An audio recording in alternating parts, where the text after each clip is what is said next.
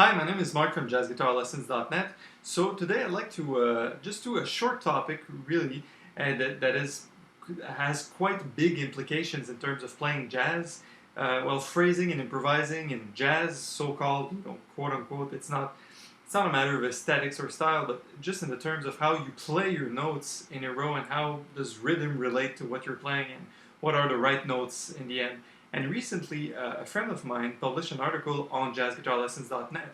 His name is Steve Raegele. You can probably find the links to the article in the comments here at the bottom of this video. And the idea is, his series is called Lucid Dreaming, by the way, which is a really fun title. And the idea of learning how to phrase before learning all the right notes is really important, I find, and it's still the way I've been teaching through Skype lessons or through custom lessons.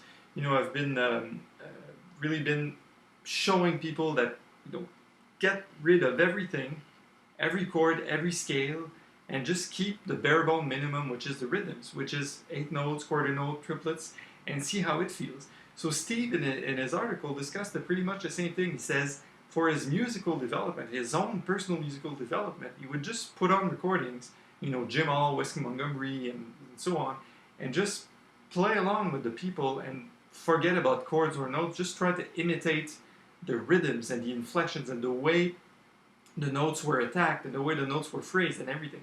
So Steve came up with an exercise, and it just so happens that I've been prescribing this exercise to pretty much everyone I came across in my whole life, and I've also been practicing it myself, and it's super simple, so I want to take a few minutes and show it to you here. First thing you want to do, well, basically is get rid of everything. You just play notes or chords, and you just play. So that's it. You just play in a sense that you want to be messing with rhythms, or not necessarily messing, but playing in good time, so to speak. So first thing you want to do, that could be helpful. It's one way I would do it, is playing 4/4, swing-ish, whatever, and just play as much as I can. And I'll just do a quick run of this, play whatever. A 1, 2, a 1, 2, 3, 4.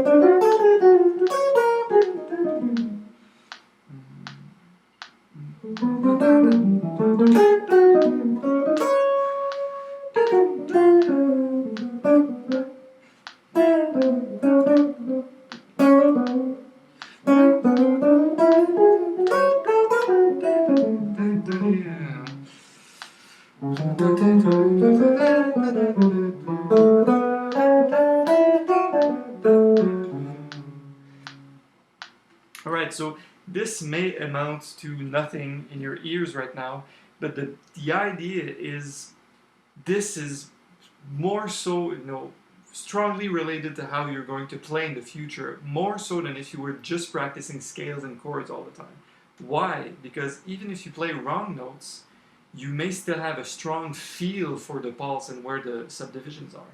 While if you only played scales and stuff, and that you knew your notes and everything, but you played them in bad rhythms, they would wind up playing bad, sounding bad anyways. So you'd rather just learn the rhythms and play wrong notes and still sound strong than sound weak with all the right notes. I don't know if you catch my drift there. So that's an old saying, of jazz, of bebop teachers, of old school people, and they think like that too. So that's the exercise. That's pretty much the exercise.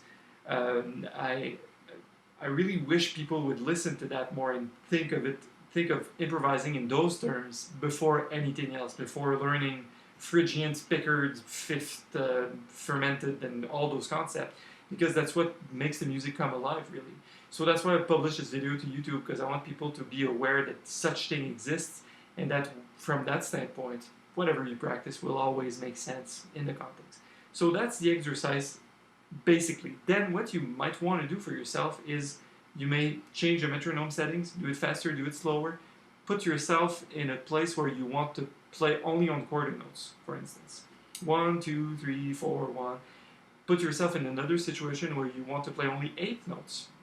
just to see how it goes. Play only 8 notes. You can take breaks, not consecutive 8 notes. Just 8 notes and stop, 8 notes, stop, 8 notes, stop, etc. And you may want to do the same thing with triplets. Now we're doing 4/4, but you might as well do 3/4 also if you felt like it, or 5/4. So that's the basis of the exercise. You don't have to stretch your mind too far. Just flick the metronome and aim to be exact, not to be rushing the notes, not to be dragging the notes, just to be in a place where you're comfortable and you can express musical ideas that are only of rhythmic in nature, right? So that's a whole thing. I'm sure if Steve's watching this, he'll have a bunch of more things to say about this video. So please, people, go ahead. For you people that just listen to that and think that it's not worth using and whatever, I'm telling you, you're wrong. Unless you have a time field that is monstrous and you don't need to be practicing such things. But for the rest of us, you have to play in good rhythms, and it's been like this forever. So I hope this helps you guys solve some of the problem regarding playing the good notes, and it helps you formalize and solidify really what you already have in your playing. Just through rhythms will just become much more stronger. So I hope this helps. I'll see you soon on jazzguitarlessons.net. Improve your jazz guitar playing with a real teacher. Take care and see you next time.